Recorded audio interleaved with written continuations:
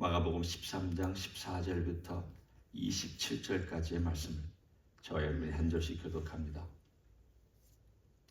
멸망에 가증한 것이 서지 못할 곳에 선 것을 보거든 읽는 자는 깨달을진저 그때 유대에 있는 자들은 산으로 도망할지어다.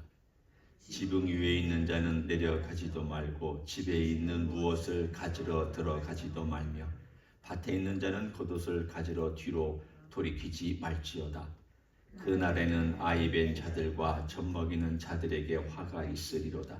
이 일이 겨울에 일어나지 않도록 기도하라. 이는 그 날들이 환난의 날이 되겠습니다. 하나님께서 창조하신 시초부터 지금까지 이런 환난이 없었고 후에도 없으리라. 만일 주께서 그 날들을 감하지 아니하셨더라면 모든 육체가 구원을 얻지 못할 것이거늘 자기가 택하신 자들을 위하여 그 날들을 감하셨느니라. 그때 어떤 사람이 너에게 말하되 보라 그리스도가 여기 있다 보라 저기 있다 하여도 믿지 말라. 거짓 그리스도들과 거짓 선지자들이 일어나서 이적과 기사를 행하여 할 수만 있으면 택하신 자들을 미혹하려 하리라. 너희는 삼가라. 내가 모든 일을 너희에게 미리 말하였노라. 그때 그 환난 후 해가 어두워지며 달이 빛을 내지 아니하며 별들이 하늘에서 떨어지며 하늘에 있는 권능들이 흔들리리라. 그때 인자가 구름을 타고 큰 권능과 영광으로 오는 것을 사람들이 보리라.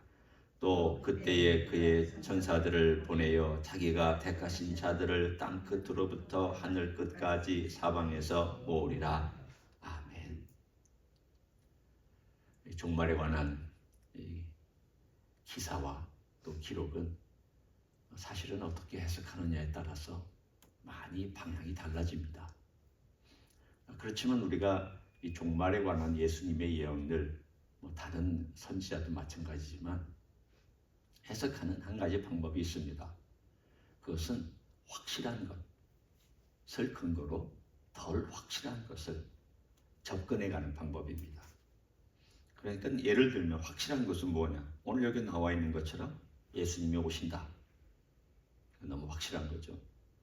그리고 오늘 여기에 나와 있는 14절부터 23절까지 이야기가 그 날들이라고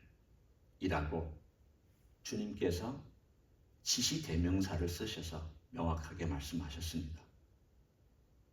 이 날들은 이미 예언된 날들이기도 하거니와 정해진 어떤 기간 동안에 명확한 날들이구나.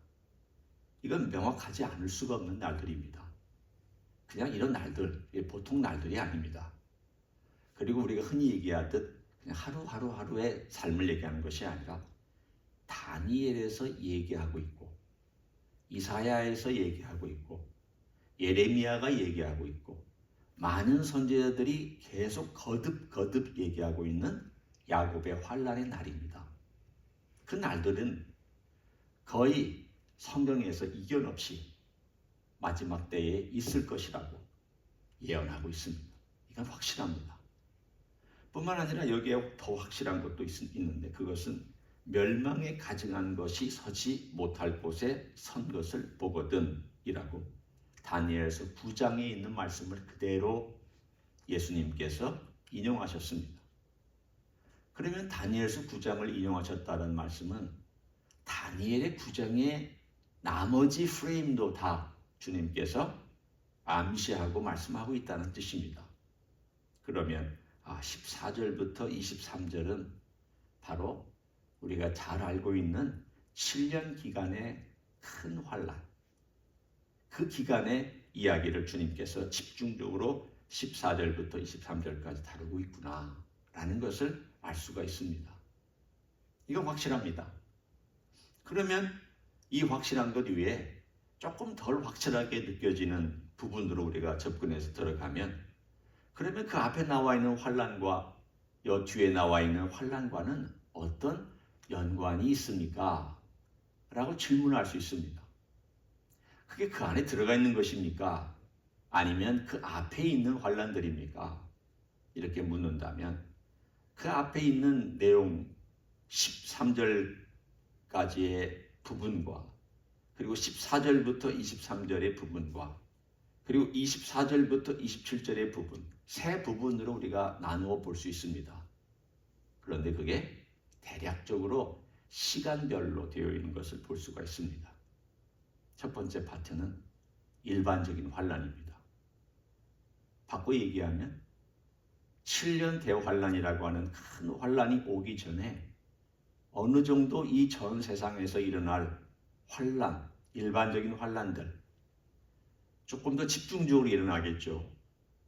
이제까지 환란이 없던 때가 없지 않느냐, 이런 말을 우리가 하기 전에 그렇게 일어났던 환란의 어떤 빈도수나 혹은 범위나 이런 것들보다도 더 확실하게 빈도수가 높고, 그리고 더 범위가 넓고, 이 모든 면에서 전 인류에게 일어나고 있었던 그런 일들이 앞에 일반적인 환란이라면 14절부터 23절은 그 환란입니다.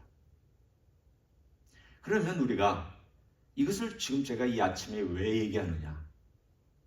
잠도 덜 깨고 아직도 머리가 돌아가려면 한 30분은 더 남아하고 1시간 더 남아 있어야 될지도 모르는 이때에 왜 이야기를 해야 되느냐?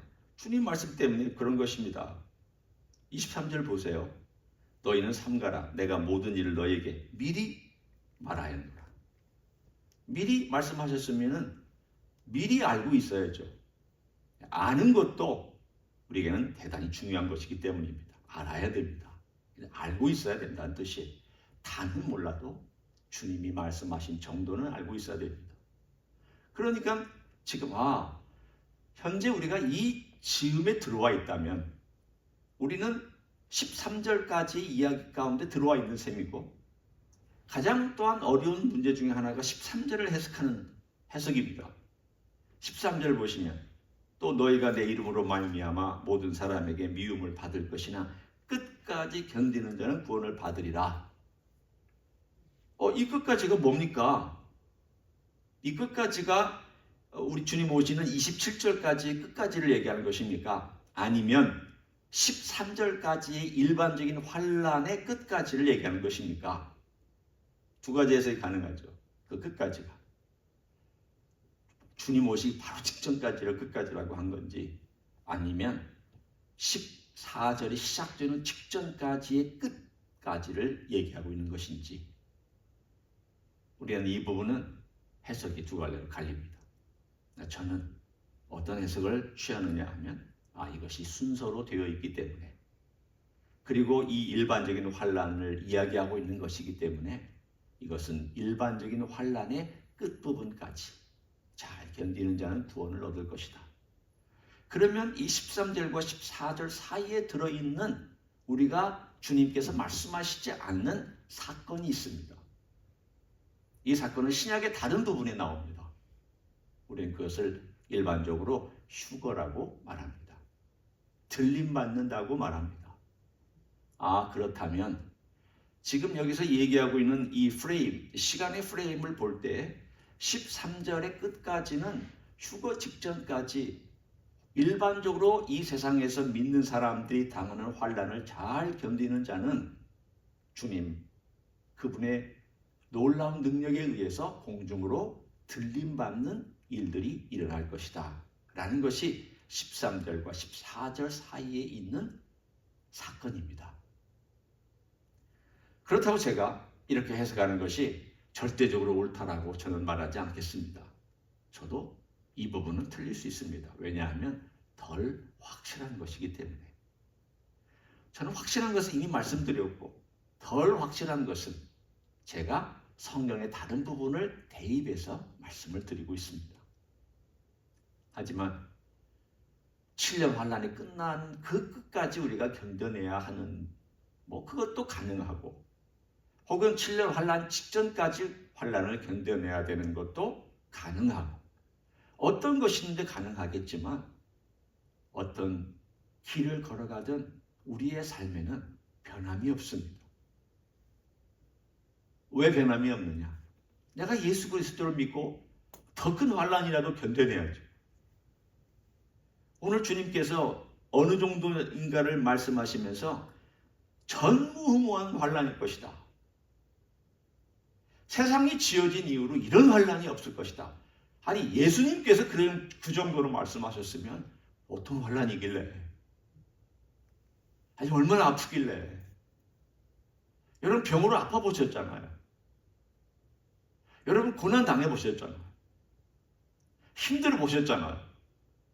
그것보다도 몇백 배, 몇십 배나 큰 환란들이 내부적으로나 외부적으로나 이 온 세계 환경적으로나 민족적으로나 개인적으로나 이런 것들이 일어난다고 하는 그런 정도라면 이건 상상을 초월한 환란일 것입니다. 저도 상상이 안 됩니다. 요한계시록을 보면 나오잖아요. 거기 인류가 3분의 1이 죽어나가고 온갖 종류의 영적인 전쟁이 일어나고 다 말하기도 어떻게 생각하면 끔찍한 그런 일들이 이 기간 동안에 일어나는 것을 우리는 짐작할 수 있습니다. 그러나 제가 믿기는 우리가 환난 전에 들림 받는다면 참 영광스러울 것이고 정말 우리의 삶 가운데 우리가 주님 오시기 전까지 환난을 견디며 주님께 봉사하고 주님을 사랑하고 주님과 함께 동행하는 삶에 멋진 보상을 받을 것입니다. 그런 날을 기대하는 사람은 함부로 안 삽니다. 누가 함부로 사느냐? 미래가 불투명한 사람이 함부로 삽니다. 만일 주님께서 내가 오늘 하루 걸어가는 삶의 모든 것들을 다 평가하시고 하루하루의 평가된 삶을 통하여서 내 삶이 너 됐다. 너는 참 그리스도인이다. 그러므로 너는 천사장의 나팔 소리와 큰 함성 소리와 함께 너는 들림을 받을 것이다. 너의 이름을 불러줄 것이다. 라고 하는 그 들림 받는다는 것은 대단히 영광스러운, 아마 생애 가운데 제일 기쁜 시간이 아닐까. 그런 참 순간이 있잖아요. 기쁨이라는 것도 쭉 지속되긴 하지만 가장 힘든 것에서 탁 바뀔 때 아주 그 묘한 희열이 있잖아요. 사람이 막 기다리고 있다가 누군가 멀리서부터 딱 오는 걸 보면 막 가슴이 벅차오르고 막 흥분되고 자기도 모르게 심장이 탁탁탁탁 뛰는 그런 순간이 있습니다. 우리가 주님을 만나러 갈 때, 그리고 죽었던 자들이 먼저 부활해서 주님 공중으로 올라갈 때, 그리고 그 뒤를 따라서 살아있는 자들이 주님을 만나러 올라갈 때 아마 우리의 심장과 우리의 마음은 그런 뛰는 마음으로 주님을 만나러 간다. 주님을 보러 간다. 이 세상에서 이런 이제까지 살아왔던 인류의 모든 역사 가운데 이런 역사가 없다라고 하는 그런 흥분된 마음을 가지고 우리는 올라갈 것입니다. 저는 그날이 바로 13절과 14절 사이에 일어날 것이라고 믿고 있습니다. 하지만 그 날이, 그런 주님을 만나러 가는 흥분된 날이 있고 난 다음에 지상에서는 오늘 본문에 있는 것처럼 특별히 유대를 중심으로 엄청난 환란이 일어날 것입니다. 여기 14절의 초점이 어디 있는지를 한번 보십시오. 멸망에 가증한 것이 서지 못할 곳에 섰다. 예루살렘을 얘기하는 것이고 예루살렘 성전을 얘기하는 것입니다. 대한민국 서울 아닙니다. 평양이 동양의 예루살렘이다. 그건 그렇게 말할 수는 있지만 우리나라 아닙니다. 유대입니다. 유대. 그리고 주님도 분명히 거기에 말씀하셨습니다. 그때에 라고 말씀하시면서 유대에 있는 자들은 이라고 말씀하셨지 다른 이방 땅에 있는 사람들에 대해서 얘기하신 것이 아닙니다. 지금 예수님의 초점이 어디 있는가 하면 그 환란의 때, 그 지정된 때에 유대에 있는 자들을 향하여서 주님께서 경고하고 있는 내용이지 일반적인 다른 나라에 살고 있는 사람들에게 주시는 메시지는 아닙니다.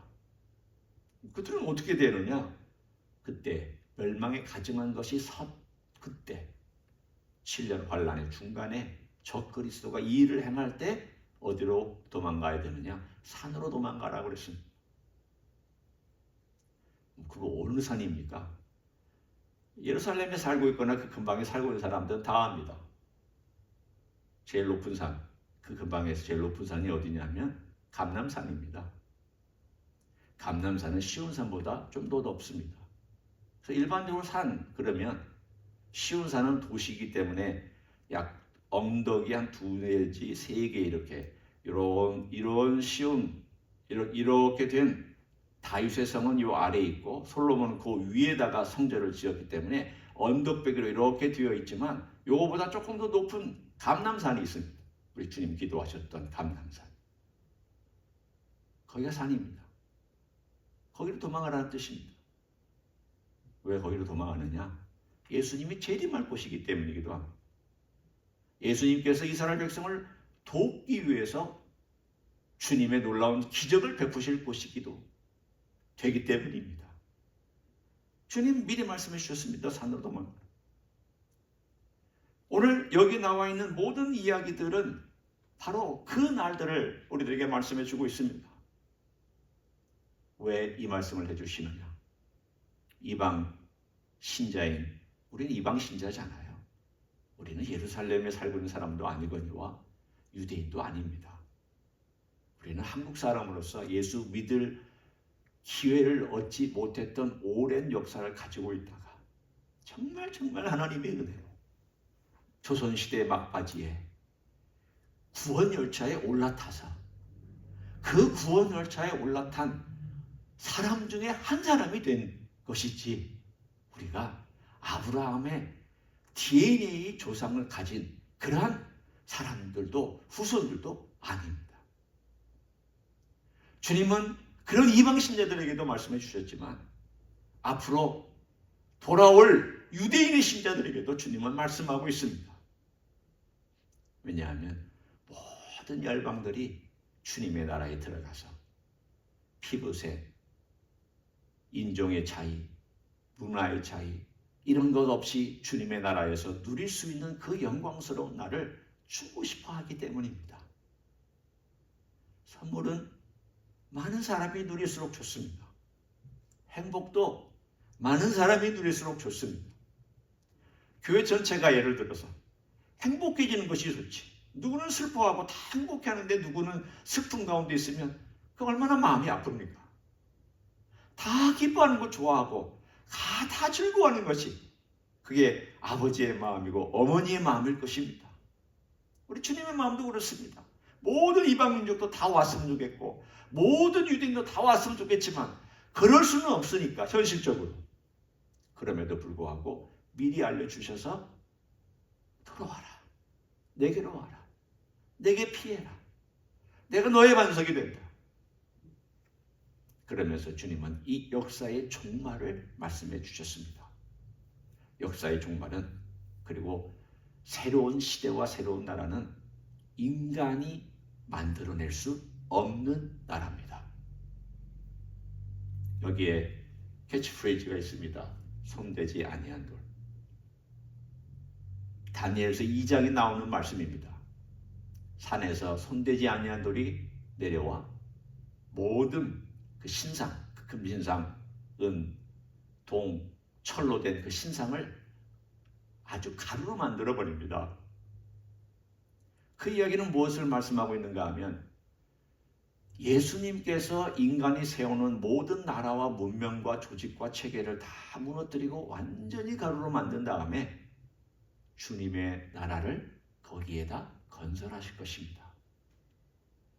여러분이나 저나 메시아의 나라에서 주님을 도와드릴 일이 없습니다. 인간도 도와줄 일이 없습니다. 누구도 메시아의 나라를 도와줄 것 없습니다. 인간이 도와주는 건 뭘까요? 무기 만들고 이 땅을 파괴하고 사람 죽이는 살상무기 만들고 인간은 자기가 만든 자기의 무기들로서 서로를 죽이는 그런 일에 종사할 뿐일 것입니다. 바벨탑 이후로 나라들이 세워져서 민족들이 흩어졌지만 결국에 그 종말은 멸망입니다. 그게 인간의 실력이고 우리의 실력입니다. 그게 인간의 본성이고 그게 타락한 인간의 종말입니다. 그러나 이 타락한 종말, 인간의 종말에도 불구하고 주님은 그의 나라를 누구도 손대지 못하는, 누구도 손댈 수 없는, 예수님만이 만드실 수 있는, 그리고 예수님만이 세울 수 있는 그 거대한 나라를 주님의 손으로 이루실 것입니다.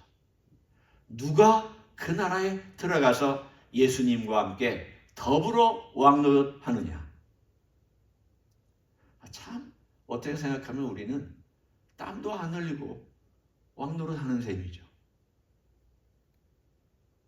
옛날에는 그런 사람들 보고 불안당이라고 그랬습니다. 땀도 안 흘리고 뭘 먹는다고. 자, 어떻게 생각하면 우리는 도대체 왕노릇 할 만한 자격도 없고 능력도 없고 실력도 없고 뭐 없잖아요. 예를 들어 양해하고 들으세요. 권사님. 권사님이 왕노릇한다. 상상이 되세요?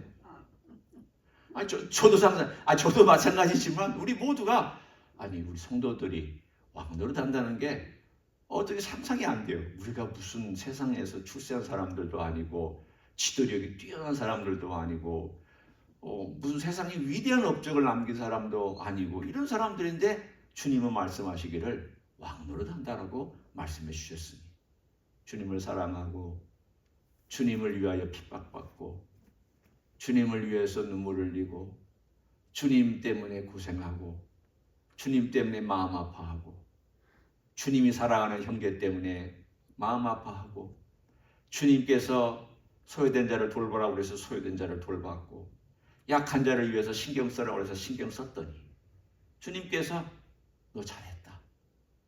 너 참 잘했다.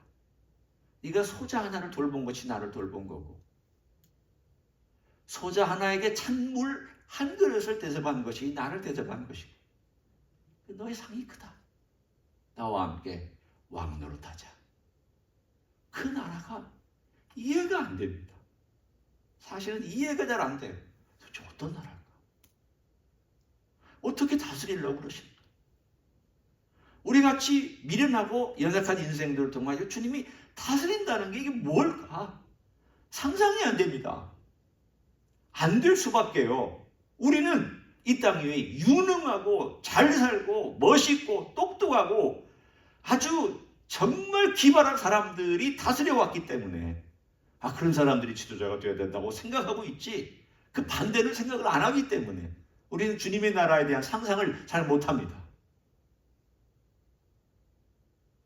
그런데 주님의 나라는 그런 나라입니다. 겸손한 나라예요. 가난한 자가 물려받는 나라예요.